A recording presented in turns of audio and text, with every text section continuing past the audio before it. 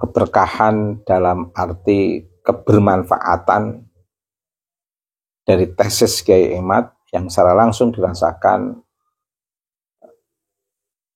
Tuan Qori, dan kelihatannya Tuan Qori juga nyaman. Jadi sebenarnya ada dua kemanfaatan yang dirasakan oleh Tuan Qori dari tesis Kiai Imaduddin Utsman, yaitu rasa semangat dan senangnya Tuan Qori ketika sedang semangat-semangatnya membela Kiai Haji Imaduddin Utsman. Artinya membela di sini dia mencoba ingin ikut mengartikulasikan dari tesis Kiai Imaduddin Utsman secara publik dalam ruang publik, dalam sebuah diskusi di beberapa kesempatan, atau dalam sebuah podcast misalnya. Beliau kan bersemangat.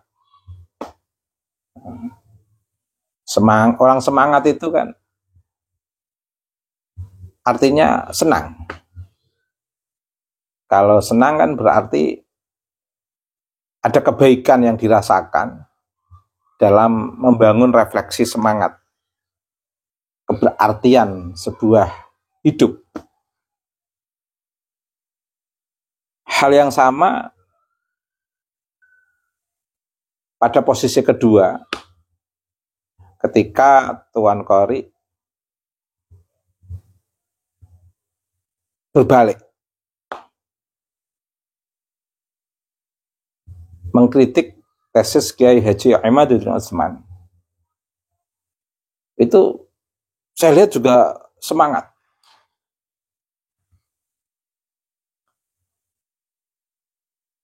Dan senang beliau.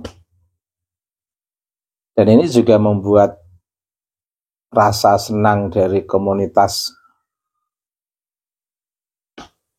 Klan Ba'alwi, para habaib, senang menyaksikan bagaimana sikap radikal Tuan Qori mengkritik tesis Kiai Imad. Ini manfaat sekali, sehingga di komunitas tesis Kiai Imad, Tuan Muda Qori mendapatkan amunisi hidup, ada keberartian dalam hidup, sudah bisa merefleksikan proses dialektika atau berpikir. Kata Descartes itu cogito ergo sum, aku berpikir maka aku ada. Di komunitas yang kritik terhadap tesis Kiai Imad juga dia semangat, bisa berpikir, dan itu kebaikan untuk Tuan Qori. Sehingga di komunitas kritik Kiai Imad, kritik terhadap tesis Kiai Imad, dia juga bisa cogito ergo sum, aku berpikir maka aku ada. Gitu. Artinya apa? Itu menurut saya baik dalam konteks kehidupan sebagai seorang manusia. Artinya dia selalu bereksistensi, mengisi ruang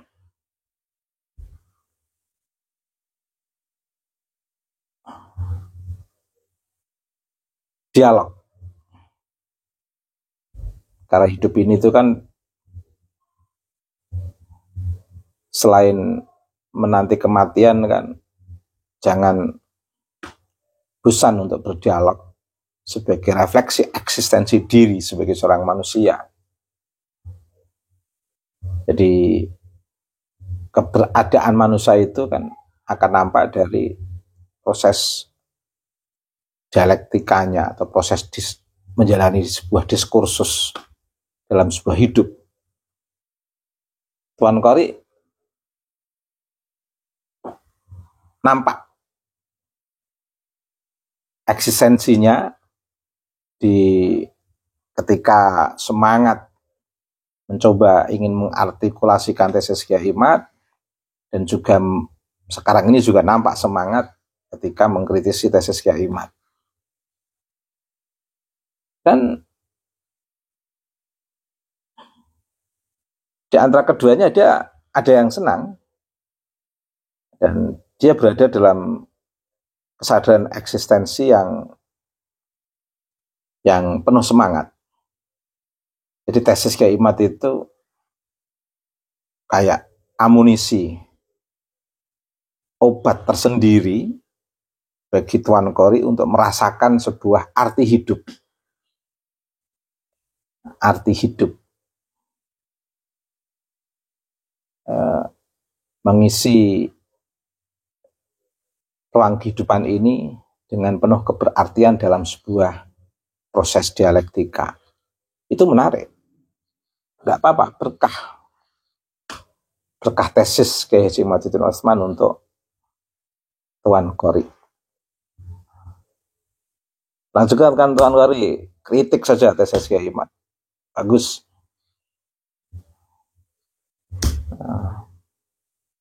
Biar suasana menjadi hidup. Itu para muhibbin juga dimotivasi untuk semangat berpikir, membangun diskursus nasab ini. Semuanya kalau niat untuk meluruskan sejarah atau mempertahankan sejarah yang dianggap benar, mungkin dalam proses perdebatan ini bagi yang belum punya data, sambil berdebat menutupi data yang belum tersedia, sambil nyari-nyari data, bersamaan dengan mukaddimah perdebatan, sambil nyari data, begitu data sudah ketemu, nanti mukaddimahnya tinggal masuk pada inti perdebatan. Jadi menarik.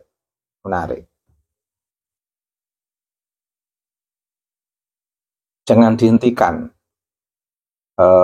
refleksi atau eksistensi Tuan Kori, meskipun terlihat marah semarah-marahnya pada Kyai Imad, asal dalam konteks proses dialektika, tidak mengarah pada kekerasan, dan nanti kalau ada sisi manusiawi yang akan mengarah pada kebencian, diturunkan rasa kebencian itu, biar semuanya dalam suasana untuk mendapatkan pemahaman, untuk mendapatkan data keilmuan, kejelasan, sehingga tidak ragu lagi terkait dengan sesuatu yang selama ini memang saya lihat masalah nasab ini masalah yang masih mengganjal, masih berada dalam proses pencarian Tuan Kori. Tidak menutup kemungkinan nanti Tuan Kori akan lebih semangat lagi membela tesis Kyai Imaduddin Utsman, atau 2 bulan berikutnya semangat lagi melawan tesis Kyai Imaduddin Utsman, 2 bulan berikutnya semangat lagi membela, menolak dalam hitungan bulan misalnya, tidak apa-apa. Jadi asik. Nah, itu ya, semua orang kan punya peran sendiri-sendiri, punya peran yang berbeda-beda dalam sebuah diskursus itu, punya kekhasan masing-masing. Nah, jadi nggak bisa kekhasan si fulan disamakan dengan kekhasan Tuan Kori, kekhasan Tuan Kori disamakan dengan kekhasan si fulan, tidak. Semua orang punya kekhasan sendiri-sendiri. Itulah kekuasaan Allah. Allahu Akbar.